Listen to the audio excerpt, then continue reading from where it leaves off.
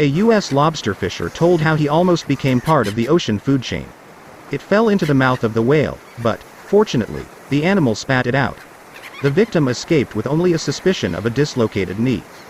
According to 56-year-old Michael Packard, on Friday morning, as usual, he went to sea off the coast of the Cape Cod Peninsula in Massachusetts on his boat. The weather was warm and calm, visibility was good. But diving into the water with his diving gear to scoop up lobsters from the bottom, Packard soon experienced a strong jolt and found himself in total darkness.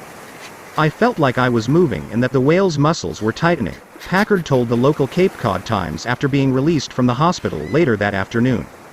38 days on a boat in the ocean with the whole family. What helped to survive after a shipwreck? If the worst happened, how to survive the hellish cold? Sea lion in the mouth of a whale. A once-in-a-lifetime photo.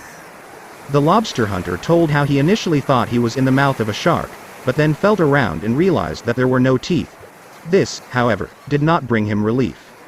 "Oh God. I'm in the mouth of a whale and he's trying to swallow me. Well, that's it, now I'm going to die," Packard recalls his thoughts. At that moment, according to him, he thought about his wife and sons, 12 and 15 years old. 30 to 40 creepy seconds, but feeling discomfort, the whale shook its head, floated to the surface and spat out the man stuck in its mouth. Packard reckons he spent about 30 to 40 creepy seconds there. "I saw the light, and he began to shake his head from side to side, and suddenly I realized that I was already outside," Packard described his deliverance. Packard's colleague, who was on the boat, helped him board and called the emergency services.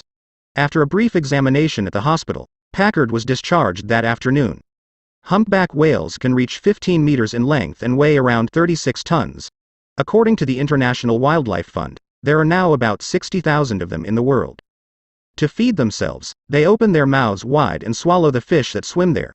But having a fish in its mouth seems to be a rare occurrence, according to Juke Robbins, a local whale expert who was spoken to by the Cape Cod Times. From the description of what happened, it was a mistake or an accident on the part of the whale, she said, adding that humpback whales are not known for aggressive behavior towards humans.